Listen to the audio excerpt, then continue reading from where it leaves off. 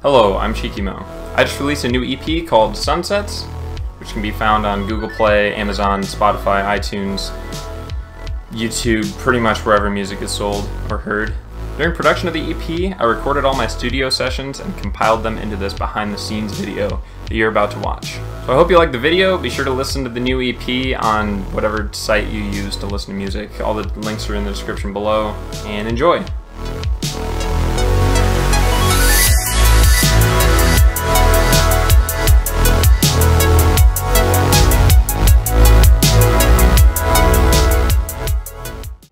Sunsets is my second, quote, bigger project I've done so far, with my album First Contact being the first back in April of 2017. Sunsets consists of 6 tracks. Each track averaged roughly 5 hours and 45 minutes of production time, for a grand total of 34 hours and 31 minutes to produce the entire EP. The first track is called Sunsets. The title track was sorted way back in March of 2017 and took 6 hours and 8 minutes to produce.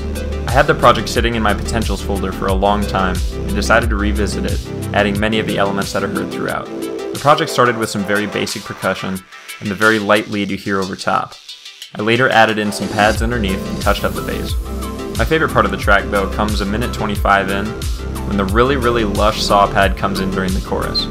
That saw pad is one I've used in every single one of my songs for the past year or so, and plan to keep using due to its versatility.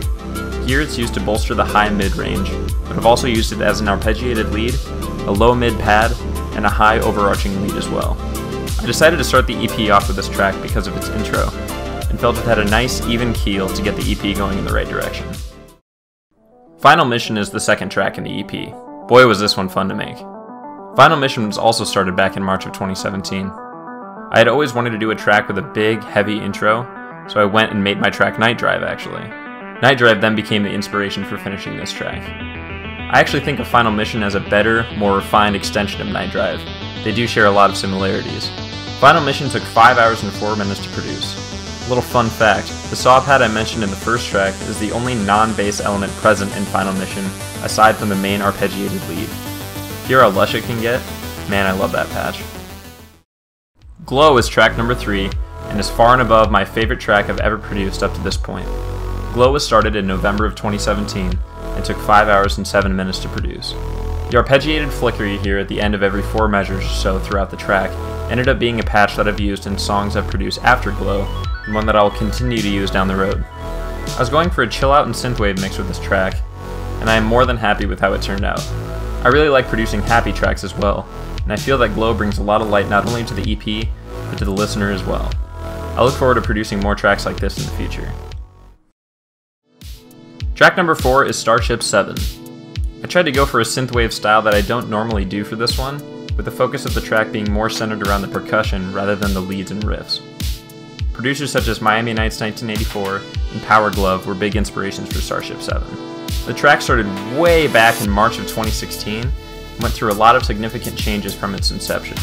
The percussion was extremely simple to begin with, and the track was much more focused around short, intense builds, such as the one at the very beginning of the track. I decided to go in a different direction than that, however, and enjoyed making something a little different than my norm. Starship 7 took 8 hours and 6 minutes to produce. Track 5 is titled The Dark Side. Yes, this is a Star Wars reference. I'm very big into Star Wars. While it's no Imperial March, the track does have a somber feel to it that a lot of other tracks in the EP don't. Produced over the course of 4 hours and 42 minutes, this track is in essence just one big build-up, adding element after element along the way. 2 parts of this track really stuck out to me during production. The synth that comes in at 2 minutes and 4 seconds, and the bells that come in at 2 minutes and 45 seconds. The former was inspired by Garth Knight, more specifically his album Goliath, and the latter is a bell patch I've used in many tracks over the years. You may recognize it from my track VHS, which featured this bell synth layered into the main lead along with some other patches.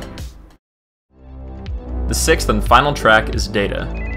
Data was initially released just a few weeks before the EP on January 12th, but I decided to add it in as a bonus track, as the original intent was to release it as part of the album.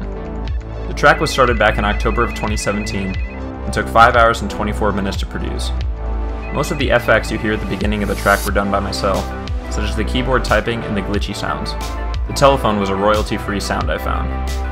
I based the track around emerging technologies of the mid-80s, an era I'm fascinated by. Thank you so much again for listening to the EP and for sticking around for the entirety of the video. I want to thank my good friend Milo of Pitter Patter for the incredible work he did facilitating the video and the release of Sunsets. The amazing full-length video found on his channel and the release of the EP were all orchestrated by him. None of this would be possible without his help. If you haven't already, please go watch that video on his channel. Finally, I want to thank my friends and family for all the support they've given me, and my fans for listening in as well. Can't wait to show everyone what's next.